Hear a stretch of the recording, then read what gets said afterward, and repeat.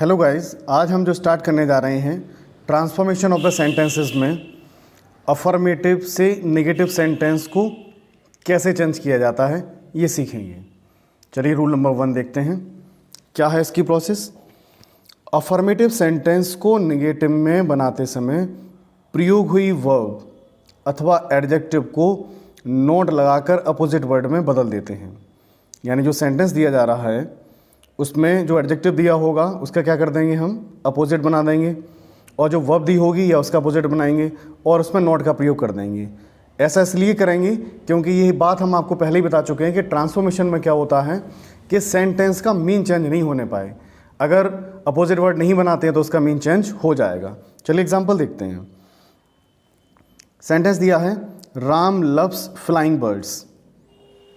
राम उड़ती हुई चिड़ियों से प्रेम करता है। अब क्या किया है उन्होंने, राम डज नॉट। कौन सा टेंस है ये, प्रेजेंट इंडेफिनिट, और प्रेजेंट इंडेफिनिट का नेगेटिव बनाने के लिए क्या करेंगे, हम डू नॉट या डज नॉट का प्रयोग करते हैं। राम सिंगुलर है इसलिए हमने यहाँ पर क्या लगा दिया, डज नॉट। लव वर्ब है, इसका अपोजिट बनाएंगे तो क्या हो जाएगा, हेट। तो क्या हुआ, Ram does not hate flying birds. अब दोनों का मीन देख लो, वही निकलेगा। Ram loves flying bird, Ram उड़ती हुई चिड़ियों से प्रेम करता है। Ram does not hate flying bird, Ram उड़ती हुई चिड़ियों से नफरत नहीं करता है। राम उड़ती हुई चिड़ियों से नफरत नहीं करता है का मतलब है क्या है, वह उड़ती हुई चिड़ियों से प्रेम करता है। Next sentence, Ram is an intelligent boy. इसमें वर्ब का प्रयोग किया था, इसमें एक एडजेक्टिव का देख लेते हैं। Rohit is an intelligent boy, Rohit एक इंटेलिजेंट लड़का है। नेगेटिव में बदला, नॉट लगा दिया इसमें हमने। Rohit is not a foolish boy, intelligent का अपोजिट क्या हो जाएगा, foolish. Rohit is not a foolish boy, mean उसका वही रहेगा। राम एक बुद्धिमान लड़का है, रोहित एक बुद्धिमान लड़का है। Rohit is not a foolish boy, Rohit एक मूर्ख लड़का नहीं है का मतलब है क्या है, रोहित एक बुद्धिमान लड़का है। नेक्स्ट रूल देखते हैं इसका। अच्छा, इसमें जो नेगेटिव सेंटेंस में बदलने के लिए डिग्रीज ऑफ कंपैरिजन का पार्ट और डाल दिया गया है सिलेबस में। अगर आप देखना चाहते हैं तो मैं इस वीडियो के डिस्क्रिप्शन बॉक्स में लिंक डाल दूंगा। डिग्रीज ऑफ कंपैरिजन का मैंने डिटेल्ड में एक अलग वीडियो बनाया है, ठीक है, उसको आप बहुत अच्छे से समझ सकते हैं उससे। चलिए फिर भी इसमें जो बेसिक रूल है वो देख लेते हैं। यदि वाक्य पॉजिटिव डिग्री का अफर्मेटिव में दिया गया हो तो कंपैरेटिव बनाते समय उसमें नॉट का प्रयोग करते हैं। अगर वाक्य पॉजिटिव डिग्री में दिया है उसका कंपैरेटिव बनाना हो तो पॉजिटिव में दो तरीके के वाक्य होंगे, एक अफर्मेटिव और दूसरा नेगेटिव। पॉजिटिव में कितने प्रकार के होंगे, पॉजिटिव वाक्य दिया है तो एक तो पॉजिटिव में बनेगा आपका अफर्मेटिव, और दूसरा कौन सा बनेगा, दूसरा बनेगा आपका नेगेटिव। तो अगर पॉजिटिव वाला वाक्य अफर्मेटिव में दिया है और उसका कंपैरेटिव बनाना हो तो हमें क्या करना है, उसमें नॉट का प्रयोग कर देंगे। अगर पॉजिटिव वाक्य दे रखा है और वो नेगेटिव में नहीं असर्टिव में है तो उसमें प्रयोग होता है एज का, ठीक है। अगर वो नेगेटिव में दिया है तो एज के स्थान पर वो क्या हो जाएगा, तो वहाँ पर सो एज का प्रयोग हो जाएगा। चलिए देखते हैं, Sohan is as fat as his sister, ठीक है। अब ये पॉजिटिव वाला वाक्य नेगेटिव में नहीं दिया है और कंपैरेटिव में बनाना है, तो कंपैरेटिव में बनाने के लिए हम क्या करेंगे, नोट लगा देंगे। His sister is not so fatter, यहाँ पे स्पेलिंग सही कर लेंगे, फैटर देन सोहन।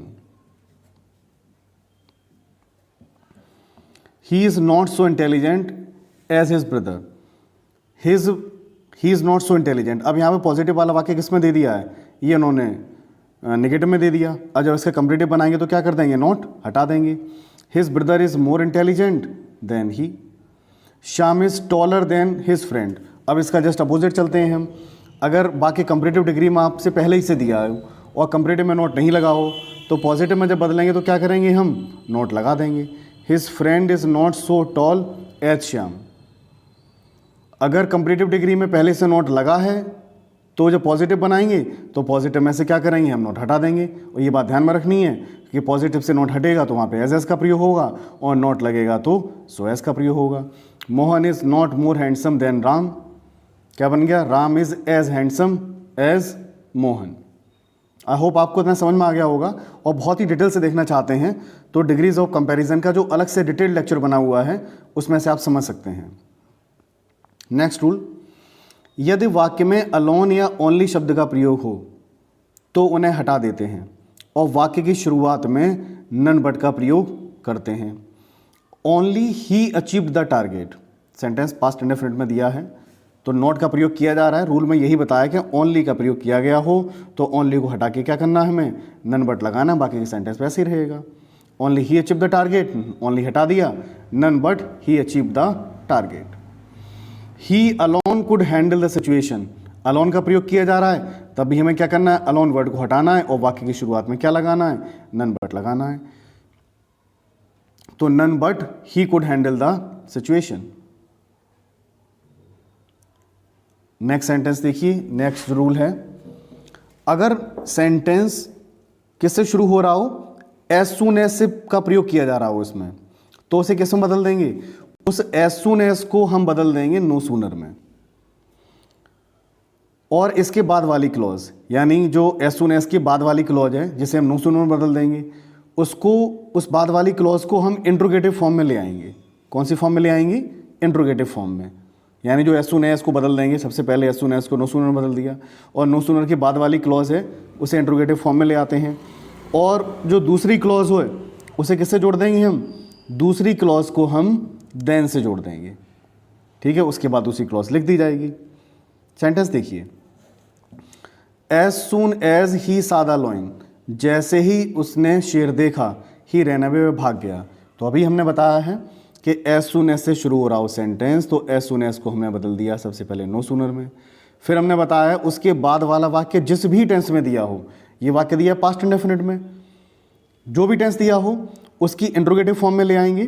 तो इंट्रोगेटिव फॉर्म में लाने की क्या करेंगे, सबसे पहले डिड लगा दिया हमने, did he see the lion, interrogative form में ले आए। और दूसरी क्लॉज को जोड़ने से पहले क्या लगाएंगे हम उसमें, देन ही रैन अवे। तो पूरा सेंटेंस क्या हुआ, no sooner did he see the lion then he ran away. I hope आपको इतने रूल समझ में आ रहे होंगे कैसे बनाए गए हैं ये। एक रूल और भी है, उसे भी देख लेते हैं कि कुछ वाक्यों का निगेटिव जब बनाना होगा तो उसमें हम किसका प्रयोग कर देंगे, निगेटिव बनाने के लिए उसमें डिड नॉट फेल का प्रयोग करके बनाया जाएगा वो। ठीक है, ये वो वाले सेंटेंस होंगे जिसमें आपको ये दिक्कत आ रही होगी कि इनका अपोजिट वर्ड कैसे लिया जाए। तो सेंटेंस दिया है, he met his friend today. अब यहाँ पे मिलने की बात आ रही है। ठीक है, तो इस तरीके के सेंटेंस में हम वहाँ पर डिड नॉट फेल का प्रयोग करके, यानी नेगेटिव टैग लगाकर, और उसमें क्या कर देंगे हम, फेल वर्ड उसमें ऐड कर देंगे कि he met his friend today, आज वह अपने मित्र से मिला। ठीक है, तो इसका अपोजिट वर्ड हमें नहीं मिल रहा है, तो हमने क्या कर दिया कि he did not fail to meet his friend today. दोनों का अर्थ निकालेंगे तो सेम निकलेगा, वह आज अपने मित्र से मिला, और he did not fail to meet his friend today, और वह आज अपने मित्र से मिलने में फेल नहीं हुआ, असमर्थ नहीं हुआ। का मतलब है क्या, वह अपने मित्र से मिल लिया। अब ये ज़रूरी नहीं है कि इसमें हर किसी सेंटेंस में आपको डिड नॉट लगाना हो, ये सेंटेंस के टाइप पर डिपेंड करता है, वो टेंस कौन सा है। ये टेंस पास्ट इंडेफिनिट में था तो हमने यहाँ पर डिड नॉट फेल लगा दिया। अगला सेंटेंस देखते हैं हम, ही अटेंड्स द क्लास डेली। अब ये सेंटेंस दिया प्रेजेंट इंडेफिनिट में दिया है, और प्रेजेंट इंडेफिनिट का बनाने के लिए क्या लगाते हैं हम, डू नॉट या डज नॉट। तो यहाँ पर हमने डज नॉट फेल का प्रयोग कर दिया। He attends the class daily, वह क्लास डेली अटेंड करता है। He does not fail to attend the class daily, वह क्लास डेली अटेंड करने में फेल नहीं होता है। का मतलब है क्या है, वह डेली क्लास अटेंड करता है। आई होप आपको ये असर्टिव टू नेगेटिव कैसे बनाए जाते हैं ये क्लियर हो गया होगा। अगर इसके अपोजिट रूल भी आते हैं तो हमें क्या करना है, तो हमें इसके जस्ट अपोजिट चलेंगे हम, कि ये वाला सेंटेंस पहले दिया होगा, he did not fail to meet his friend today, इसके अपोजिट में आप चले जाएंगे। ऐसे ही बाकी के रूल में होगा कि नो सूनर अगर पहले दे रखा है तो नो सूनर को, और उसके बाद में इंट्रोगेटिव फॉर्म दे रखी है तो उसे चेंज करके क्या करेंगे हम, एज सून एज में ले आएंगे और उसे सिंपल सेंटेंस में ले जाएंगे इंट्रोगेटिव फॉर्म को छोड़कर। तो जस्ट उसका उल्टा करेंगे हम। तो दोनों तरीके से ही सेंटेंस आप क्या कर सकते हैं, बना सकते हैं। आई होप आपको ये कंसेप्ट अब बिल्कुल क्लियर हो गया होगा। इसके बाद हम अगले लेक्चर में आपको अगले टॉपिक पर लेकर चलेंगे, ट्रांसफॉर्मेशन का।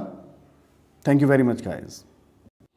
और अगले लेक्चर में हम बात करेंगे असर्टिव से एक्सक्लेमेटरी से असर्टिव सेंटेंस कैसे बनाए जाएंगे और असर्टिव से एक्सक्लेमेटरी में कैसे ले जाएंगे, इसको डिस्कस करेंगे। Thank you very much guys.